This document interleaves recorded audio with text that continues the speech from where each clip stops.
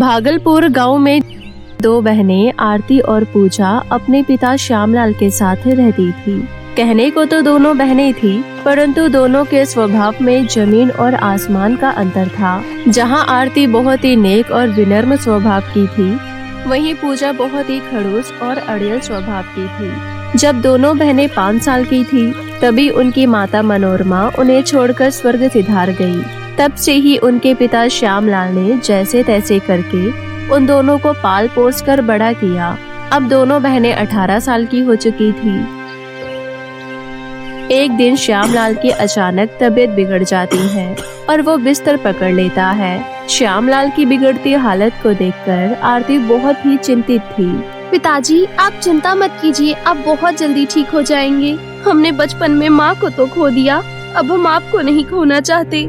रुकिए, मैं आपके लिए दलिया बनाकर लाती हूँ। इतना कहकर आरती अपने पिताजी के लिए दलिया बनाने चली जाती है और सारा दिन अपने पिता की सेवा में लगी रहती है। वहीं पूजा बस सारा दिन आराम करती रहती है। ऐसे ही 2-3 दिन बीत जाते हैं। श्यामलाल की तबीयत बहुत ज्यादा बिगड़ जाती है, तो वो अपनी दोनों बेटियों को अपने पास बुलाता है और उनसे कहता है, मेरी बच्चियों, अब मैं बच नहीं पाऊंगा, मेरा बुलावा आ गया है। तुम दोनों अपना ख्याल रखना। मैं जाते जाते तुम दोनों को कुछ बताना चाहता हूँ। तुम्हारी माँ की पेटी में जो 2 लहंगे रखे हुए हैं, वो तुम्हारे बहुत काम आएंगे। वो 2 लहंगे तुम्हारी माँ को भेंट में मिले थे। तुम्हारी माँ ने मरते वक्त मुझसे कहा था कि मैं इन दोनों लहंगों को तुम दोनों बहनों को दे दूँ। आरती बेटा, मेरे चले जाने के बाद संदूक खोलकर उन दोनों लहंगों को निकाल लेना और दोनों आपस में एक एक लहंगा बांट लेना और दोनों हमेशा खुश रहना और पूजा का ख्याल रखना।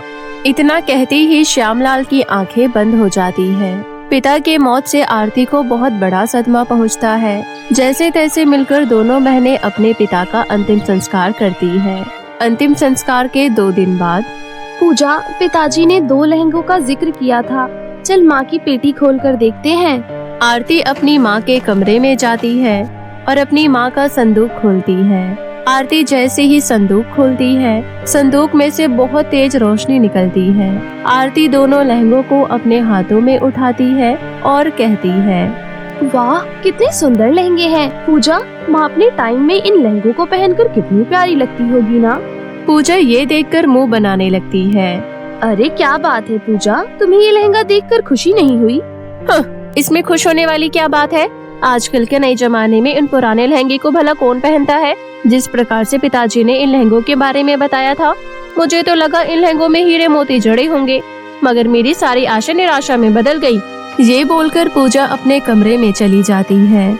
आरती उन लहंगों को अपने सीने से लगाए रोने लगती है। देख रही हो माँ, पूजा कैसी बातें करने लगी है आजकल। अब उसे कौन समझाए, ये लहंगे हमारे लिए हीरे मोती से बढ़कर हैं, क्योंकि इन लहंगों में आपकी छवि है माँ। आरती ये सब बोलकर रो रही होती है।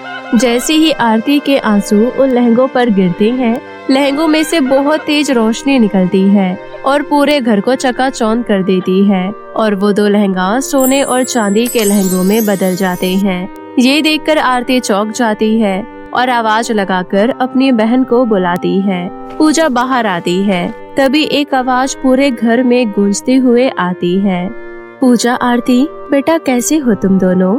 ये आवाज सुनकर पूजा और आरती बहुत हैरान हो जाते हैं। आरती कहती है, माँ, ये आपकी आवाज है ना?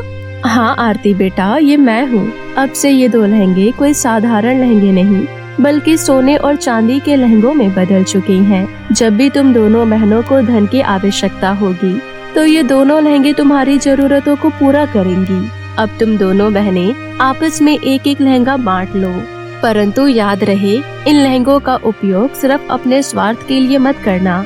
अच्छा बेटा, तो अब मेरे जाने का समय हो गया है, मैं चलती हूँ। तुम दोनों अपना ख्याल रखना। इतना बोलकर वो आवाज गायब हो जाती है। ये सुनकर पूजा के मन में लालच आ जाता है और वो झट से सोने का लहंगा उठाकर कहती है, ये सोने का लहंगा मेरा है, ये चांदी वाला लहंगा तुम रख लो। तुम पर यही चांदी वाला लहंगा सूट करेगा। मैं तो चली अपने ये सोने का लहंगा पहनने। इतना कहकर पूजा फटाफट से सोने वाला लहंगा पहन लेती है और पहनकर तैयार हो जाती है और शीशे में खुद को देखते हुए बोलती है, अरे वाह, सोने के लहंगे में मैं कितनी प्यारी लग रही हूँ, परंतु कुछ खाली खाली सा लग रहा है। अगर इन लहंगों पर मैचिंग का सोने का गहना आ जाता तो सोने पर सुहागा हो जाता। एक काम करती हूँ, इस लहंगे से मांग कर देखती हूँ। इससे इन लहंगों का पुख्ता प्रमाण भी पता चल जाएगा कि ये असल में जादुई है या नहीं। हे मेरे जादुई सोने के सुनहरे लहंगे, मुझे जल्दी से सोने के ढेर सारे गहने दो। पूजा के इतना बोलते ही उसका सोने का लहंगा तेज रोशनी के साथ चमकता है और उसमें से सोने के गहने गिरने लगते हैं। अरे वाह वाह, ये तो सचमुच में जादुई है। पूजा बहुत खुश हो जाती है। आरती थोड़ी दूर खड़ी अपनी बहन को ये सब करते हुए देख रही होती है। दीदी, तुम मुझे इस तरह घूर घूर कर क्या देख रही हो? क्या आप अपने चांदी के लहंगों से संतुष्ट नहीं हो? आपके पास भी तो चांदी का लहंगा है, उससे आपको जो चाहिए मांग लो। मुझे ऐसे क्या देख रही हो? नहीं पूजा, ऐसा नहीं है। मैं अपने चांदी के लहंगे को पाकर बहुत खुश हूँ, मगर इसलिए नहीं ये जादुई है, बल्कि इसलिए ये मेरी माँ की आखिरी निशानी है। ओफो दीदी, आप अपनी घिसी पिटी बातें अपने पास रखो, मुझे नहीं सुननी आपकी ये सब बातें। इसी तरह वो दिन बीत जाता है। अगली सुबह उनके घर एक भिखारिन आती है और दरवाजा खटखटाकर कहती है, कोई है इस घर में रहने वाला बड़ा दिल वाला जो इस भूखे भिखारिन को भोजन करा सके? मैं बहुत दिनों से भूखी हूँ, कोई मुझे भोजन करा दो, भगवान भला करेगा। भिखारिन की बात सुनकर पूजा और आरती बाहर आती है। पूजा चिढ़ती हुई कहती है, अरे ओ भिखारिन, यहाँ क्या भंडारा बट रहा है जो चली आई भीख मांगने? अरे पूजा, ऐसे क्यों बोल रही हो? एक भूखे का पेट भरना पुण्य का काम होता है, और अब हमें किस बात की दिक्कत है? हमारे पास तो 2 सोने और चांदी के लहंगे हैं ना, उनसे मांग कर इनको भोजन करा देते हैं। नहीं दीदी, आप चुप रहो। मैं अपने जादुई लहंगों का इस्तेमाल सिर्फ अपने शौक को पूरा करने में करूंगी। आपको दानवीर बनने का ज्यादा शौक है तो आप दानवीर बनो और कराओ इनको भोजन। मैं तो चली शॉपिंग करने। इतना बोलकर पूजा जादुई लहंगों से मांगे हुए पैसों से शॉपिंग करने चली जाती है। आरती उस भिखारिन से कहती है, अम्मा, आप मेरी बहन की बातों का बुरा मत मानिएगा, वो थोड़ी मुंहफट है, इसलिए वो कुछ भी बोल देती है। चिंता मत करो अम्मा, आप यहीं ठहरो, मैं अभी आती हूँ। इतना बोलकर आरती भीतर जाती है और अपना लहंगा लेकर बाहर आती है। ये देखकर वो भिखारिन कहती है, बेटी, मुझे तो लगा था तुम अंदर मेरे भोजन का प्रबंध करने गई हो, परंतु तुम तो। अरे अम्मा, मैं आपके भोजन का प्रबंध करने ही भीतर गई थी। ये जो मैं लहंगा लेकर आई हूँ, ये एक जादुई लहंगा है। अच्छा, परंतु ये तो एक साधारण लहंगा लग रहा है।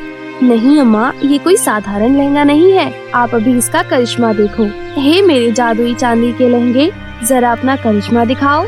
आरती के इतना बोलते ही उसके लहंगों में से चांदी के सिक्के बरसने लगते हैं। ये देखकर वो भिखारिन चौंक जाती है। अम्मा, इन सारे सिक्कों को आप रख लीजिए, अब से आपको भीख मांगने की कोई जरूरत नहीं है। इन सिक्कों से आप अपना खर्चा चलाना। भगवान तुम्हारा भला करे बेटी, बड़ी ही नेक माँ है वो, जिन्होंने तुझ जैसी बेटी को जन्म दिया। ऐसे ही समय बीत रहा था। एक और पूजा अपने सोने के लहंगों से बस अपने शौक पूरे कर रही थी, वहीं दूसरी ओर आरती अपने चांदी के लहंगों से जरूरतमंदों की मदद किया करती थी। एक दिन गांव की मुखिया की बीवी सुगंधा आरती और पूजा के घर आती है। उन्हें देखकर पूजा कहती है, अरे क्या बात है, कहीं यहाँ सूरज पश्चिम से तो नहीं निकला है? ये मैं क्या देख रही हूँ? आज आप खुद हमारे घर चलकर आई हो।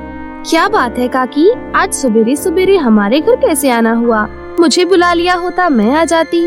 अरे बिटिया, पूरे गांव में सनसनी फैली हुई है कि तुम दोनों के पास जादुई लहंगा है। कल हमारे गांव में गरीब लड़कियों का सम्मेलन शादी है, सारा बंदोबस्त हो गया है। बस अगर तुम दोनों उनके शादी के लहंगों का बोझ उठा लेती तो भला हो जाता। हाँ हाँ काकी, क्यों नहीं, ये तो हमारा सौभाग्य होगा। आप बस बेफिक्र रहिए, सभी दुल्हनों के जोड़ों का बंदोबस्त हो जाएगा। ठीक है बिटिया, अब मैं चलती हूँ। सुगंधा वहाँ से चली जाती है। इधर पूजा आरती पर बरसते हुए कहती है, अरे दीदी, आपने क्या इन भिखारियों का ठेका उठा रखा है? आपको इतना ही दानवीर बनने का शौक है तो एक काम करो ना, अपना लहंगा ही इन्हें दान में दे दो। पूजा, अगर ये संभव होता तो मैं ये भी कर देती, परंतु मैं ऐसा नहीं कर सकती, क्योंकि एकमात्र ये लहंगा ही माँ की निशानी है और मैं हमेशा इन लहंगों का इस्तेमाल सिर्फ जरूरतमंद की सहायता में ही करूँगी। भले ही तुम मेरा इसमें साथ दो या ना दो। इतना बोलकर आरती अपने कमरे में आ जाती है और अपने चांदी के लहंगों से कहती है, हे मेरे चांदी के लहंगे, आज मुझे तुम्हारी सख्त जरूरत है। तुम मुझे इतने चांदी के सिक्के दो जिससे मैं उन सभी लड़कियों के लिए शादी का लहंगा तोहफे में उन्हें दे सकूं। आरती के इतना बोलते ही चांदी के लहंगों में से ढेर सारे सोने और चांदी के सिक्के गिरने लगते हैं। अरे, आज इन लहंगों में से चांदी के सिक्के के साथ साथ सोने के सिक्के भी गिर रहे हैं, परंतु ये कैसे हो सकता है? दूसरी ओर पूजा अपने कमरे में सोने के लहंगे से अपने शॉपिंग के लिए पैसे मांग रही होती है, परंतु सोने का लहंगा उसकी बात नहीं सुनता और अचानक से उसका लहंगा गायब हो जाता है। तो वो परेशान होकर आरती के पास आती है और उसे कहती है, अरे दीदी, पता नहीं अचानक से मेरा लहंगा मेरी आंखों से ओझल हो गया। अब मैं अपने शौक कैसे पूरे करूँगी? तभी एक बार फिर एक आवाज गूंजती है, पूजा, क्योंकि तुमने हमेशा सोने के लहंगों से अपने बारे में मांगा है, उसे तुमने अपने स्वार्थ के लिए इस्तेमाल किया। आरती ने कभी चांदी के लहंगों से अपने लिए कुछ नहीं मांगा। उसने हमेशा इन लहंगों से दूसरों की मदद की। उसने निस्वार्थ मन से लोगों की सेवा की। इसलिए तुम्हारे सोने के लहंगों की शक्तियाँ आरती के चांदी के लहंगों में सम्मानित हो चुकी है। ये सुनकर पूजा को अपने किए पर पछतावा होता है। मुझे माफ कर दो दीदी और माँ, मैं लालच में अंधी हो चुकी थी, परंतु अब मेरी अकल ठिकाने आ गई है। अब मुझे इस बात का कोई दुख नहीं कि मुझसे मेरा लहंगा छिन गया है। अब मैं आपके साथ मिलकर हमेशा लोगों की मदद क्या करूँगी। चलो दीदी, शादी के लिए लहंगे लेने चलते हैं। अपनी बहन के मुँह से ये बात सुनकर आरती बहुत खुश होती है। दोनों बहनें एक साथ दुल्हनों के लिए लहंगे खरीदती है। अगले दिन शादी के सम्मेलन में जाकर सभी लड़कियों को शादी का जोड़ा देती है। वहाँ आई सभी लड़कियाँ दोनों बहनों को खूब दुआएं देती हैं और इस प्रकार दोनों बहनें लहंगों से हमेशा गरीब लोगों की सहायता करते और एक साथ हंसी खुशी रहने लगते हैं। एक समय की बात है, एक छोटे से गांव में रामू नाम का व्यक्ति अपनी पत्नी शारदा के साथ रहा करता था। रामू का अपने घर के पास में ही एक छोटा सा खेत था, परंतु वो बंजर था, जिस कारण वो गांव के जमींदार गोपीचंद के खेतों में मजदूरी किया करता था। रामू बहुत ही खुश मिजाज किस्म का व्यक्ति था। वो छोटी छोटी चीजों में भी खुशियाँ ढूंढ लिया करता था। क्या हुआ शारदा, तुम्हारा चेहरा इतना उतरा हुआ क्यों है? सब ठीक तो है ना? नहीं, कुछ नहीं। अरे बताओ तो, क्या बात है? कुछ नहीं, वो आज मैं चावल बना रही थी, परंतु आज गलती से मुझसे चावल में पानी ज्यादा चला गया और चावल बिल्कुल खिचड़ी जैसे ही बन गए हैं और घर पर और चावल भी नहीं है। इस बात पर रामू हंसने लग जाता है और हंसते हुए कहता है, अरे ये भी कोई दुखी होने की बात है? अगर चावल खिचड़ी जैसे बन गए हैं तो उसे खिचड़ी की तरह खा लेंगे। शारदा, इतनी छोटी छोटी बात पर दुखी नहीं होते। जिंदगी वैसे भी हमें दुखी होने के बहुत मौके देती है। हमें हमेशा उन दुखों का मुस्कान के साथ सामना करना चाहिए। इसलिए ऐसी छोटी छोटी बातों पर दुखी मत हुआ करो। मुझे देखो, मैं कैसे हमेशा खुश रहता हूँ। बात तो आपकी बिल्कुल सही है। चलो चलो, अब जल्दी से मेरे लिए अपने हाथ की बनाई हुई खिचड़ी लगा दो। ऐसा कहकर रामू मुस्कुरा देता है और शारदा भी रामू की इस बात पर मुस्कुरा देती है। वो दिन इसी तरह बीत जाता है।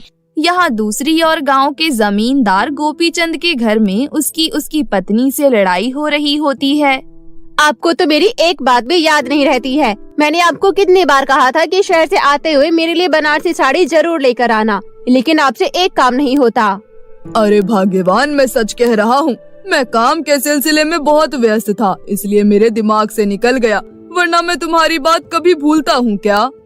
अगर आपको आम के काम से इतना ही प्यार है तो फिर अपने काम को ही अपनी पत्नी बना लीजिए ना। मुझे इस घर में लाकर क्यों रख रखा है? आपसे शादी कराकर मेरे पिताजी ने मेरी जिंदगी बर्बाद कर दी। ऐसा कहकर दमयंती अपने कमरे में चली जाती है और गोपीचंद दुखी होकर अपने खेतों में आ जाता है। गोपीचंद जब अपने खेत में आता है तो वो एक एक करके सारे मजदूरों के काम देखने लगता है। तभी उसकी नजर काम करते करते गाना गुनगुना रहे रामू के ऊपर जाती है। आज मौसम बड़ा बेईमान है, बड़ा बेईमान है आज मौसम, आने वाला कोई तूफान है, बड़ा तूफान है आज मौसम।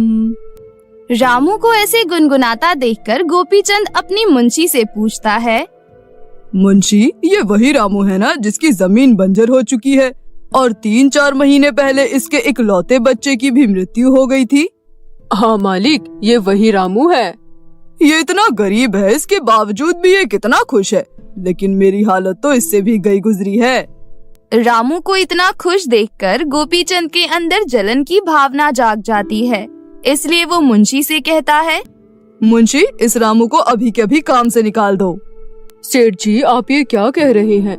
रामू तो बहुत अच्छा मजदूर है। ये खेतों में मन लगाकर काम करता है और इसका काम भी सभी मजदूरों के मुकाबले काफी अच्छा होता है और ये कभी तनख्वाह के लिए भी छिक नहीं करता। वो सब मुझे नहीं पता, मैंने कह दिया मतलब कह दिया। इसके पास जाओ और इसे कहो कि कल से यहाँ आने की जरूरत नहीं है और मेरे पास आकर अपनी मजदूरी ले जाए। ठीक है मालिक, जैसा आप कहे। इसके बाद मुंशी रामू के पास जाता है। प्रणाम मुंशी जी, कैसे हैं आप? और घर पर भाभी और बच्चे कैसे हैं? सब ठीक है। आप कुछ कहने आए हैं? हाँ, सेठ जी का आदेश लेकर आया हूँ। कैसा आदेश? सेठ जी ने तुम्हें काम से निकाल दिया है और तुम्हारा हिसाब भी कर दिया है। आज घर जाते वक्त सेठ जी के पास चले जाना और उनसे अपना मेहनताना ले लेना। ये आप क्या कह रहे हैं? उन्होंने ऐसा क्यों किया? क्या मुझसे कोई गलती हुई है? देखो रामू, ये सब मैं नहीं जानता। सेठ जी ने मुझसे जो कहा मैंने तुम्हें बता दिया। अब ये सब सवाल तुम सेठ जी से करना। रामू को बिल्कुल समझ नहीं आता कि आखिर ये सब हो क्या रहा है। फिर शाम को वो गोपीचंद के पास जाता है। प्रणाम सेठ जी, मुंशी जी कह रहे थे कि आपने मुझे काम से निकाल दिया है। क्या मैं इसकी वजह जान सकता हूँ? मुझे किसी भी मजदूर को काम से निकालने के लिए उसे वजह बताने की जरूरत नहीं है, समझा तू? सेठ जी, अगर मुझसे अनजाने में गलती हो गई है तो मुझे माफ कर दीजिए। मैं आगे से ऐसा कभी नहीं करूँगा। मैंने जो कह दिया सो कह दिया। ये लो, ये रहा 1 पोटली अनाज और ये रहे 20 रुपए और अब तुम्हें यहाँ आने की जरूरत नहीं है।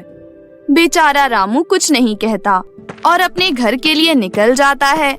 रामू घर जा ही रहा होता है कि तभी रास्ते में उसे एक बूढ़ा व्यक्ति दिख जाता है। वो बूढ़ा व्यक्ति रामू के पास आता है और कहता है, बेटा, मुझे बहुत भूख लगी है, क्या तुम मुझे कुछ दे सकते हो? फिलहाल तो मेरे पास ये अनाज की पोटली है, अगर आप चाहें तो आप ये रख सकते हैं। तुम्हारा बहुत बहुत धन्यवाद बेटा। ऐसा कहकर वो बूढ़ा व्यक्ति वहाँ से चला जाता है और रामू घर आ जाता है। जब रामू ये बात शारदा को बताता है तो वो बहुत ज्यादा दुखी हो जाती है। अब हम क्या करेंगे? हमारे तो खेत भी बिल्कुल बंजर पड़े हैं और उन पर खेती नहीं हो सकती और आपको जमींदार साहब ने काम पर से निकाल दिया है। ये सब सुनकर गांव में आपको कोई भी काम नहीं देगा। अब हमारी रोजी रोटी का क्या होगा? तुम बहुत जल्दी चिंता करने लग जाती हो। भगवान एक रास्ता बंद करता है तो दूसरा खोलता भी है, उन पर विश्वास रखो। रामू ये सब कहता तो है, परंतु शारदा का मन शांत नहीं होता। फिर उसी रात रामू जब सो रहा होता है तभी उसके सपने में वही बूढ़ा व्यक्ति आता है और कहता है, तुम एक बहुत ही अच्छे इंसान हो।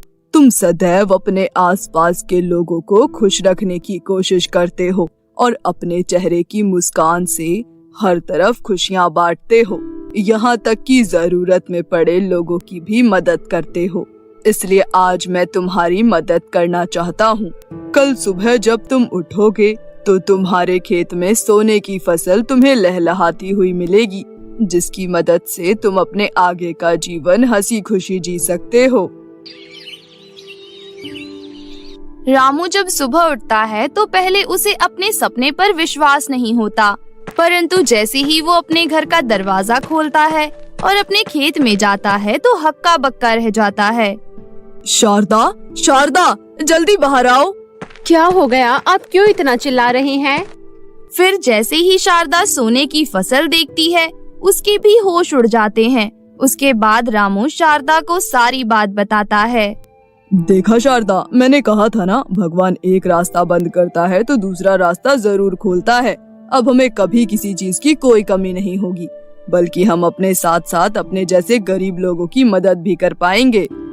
हाँ, आप बिल्कुल सही कह रहे हैं। धीरे धीरे रामू के साथ घटित ये घटना पूरे गांव में चर्चा का विषय बन जाती है और गोपीचंद को भी ये बात पता चल जाती है। एक बूढ़े व्यक्ति के चमत्कार की वजह से रामू इतना अमीर बन गया। हमें उस बूढ़े व्यक्ति को ढूंढना होगा। क्या पता वो बूढ़ा व्यक्ति हमें भी अमीर बना दे। चलो मुंशी, मेरे साथ चलो। हमें उस बूढ़े आदमी को पूरे गांव में ढूंढना है। ऐसा कहकर गोपीचंद मुंशी को लेकर अपने साथ गांव में उस बूढ़े आदमी को ढूंढने लग जाता है। तभी वो बूढ़ा व्यक्ति गोपीचंद के पास आता है और कहता है, बेटा, मुझे बहुत भूख लगी है। क्या तुम मुझे खाने को कुछ दे सकते हो? अरे, एक तो सुबह से मैं इधर उधर घूम रहा हूँ, ऊपर से ये भिखारी भी पीछा नहीं छोड़ते। तुम्हें खाने के लिए कुछ चाहिए ना? ये लो, ये पत्थर खा लो। वैसे भी तुम जैसे लोगों की अकल में पत्थर ही पड़े होते हैं, जो सुबह से शाम तक लोगों के आसपास घूम घूम कर उनसे भीख मांगते रहते हो। ऐसा कहकर गोपीचंद मुंशी के साथ अपनी खोज जारी रखता है, परंतु उसके हाथ कुछ नहीं लगता और वो शाम को थक हार कर घर वापस आ जाता है। फिर जैसे ही गोपीचंद सोता है, उसके सपने में वो बूढ़ा व्यक्ति आता है और कहता है, गोपीचंद, तुम बहुत ही दुष्ट और क्रूर हो। तुम्हारे जैसा निर्दयी इंसान इस पूरे गांव में नहीं है। तुमने एक बूढ़े को खाना देने के बजाय उसका मजाक बनाया है और उसे खाने में पत्थर दिया है। इसलिए कल सुबह तुम्हारे सारे खेत पत्थर में बदल जाएंगे। तुम्हारी सारी फसल पत्थर हो जाएगी। यहाँ तक कि तुम्हारे गोदाम में रखा हुआ सारा अनाज भी पत्थर हो जाएगा। ये मेरा श्राप है। ये सपना देखकर जैसे ही गोपीचंद सुबह उठता है, तो सबसे पहले वो अपने खेत जाता है और अपने खेत को देखकर जोर से चिल्ला पड़ता है, हे भगवान, ये क्या हो गया? मेरे सारे खेत पत्थर के हो गए। मेरी सारी फसलें पत्थर में बदल गईं। इसके बाद गोपीचंद जब अपने अनाज के गोदाम में जाता है, तो वो देखता है कि उसके सारे अनाज भी पत्थर हो गए हैं। ये देखकर वो वहीं बैठकर रोने लग जाता है और फिर उसे याद आता है कि आखिर उसने भी कितने मजदूरों का काम छीनकर, कितने गांव वालों की जमीन छीनकर उन्हें ऐसे ही रुलाया था और अब उसे उसके किए की सजा मिल रही है। ये सब सोचकर गोपीचंद उन सभी लोगों की जमीन उन्हें वापस कर देता है जिनसे उसने वो जमीन हड़पी थी, और उन सभी मजदूरों को वापस काम पर रख लेता है जिन्हें उसने बेमतलब ही काम से निकाला था। साथ ही साथ वो गांव के लोगों से अपने बुरे व्यवहार के लिए माफी मांगता है। गोपीचंद के ये सब करते ही उसके खेत, उसकी फसल, उसका अनाज वापस पहले जैसे हो जाते हैं, जिसके लिए गोपीचंद भगवान का धन्यवाद करता है और उस दिन के बाद से वो अपना व्यवहार पूरी तरीके से बदल लेता है और एक अच्छा व्यक्ति बनने की कोशिश करता है। वहीं दूसरी ओर रामू अपनी सोने की फसल से अपना जीवन बेहतर कर लेता है और साथ ही साथ सोने की फसल की मदद से गांव के गरीब लोगों का भी भला करने लग जाता है।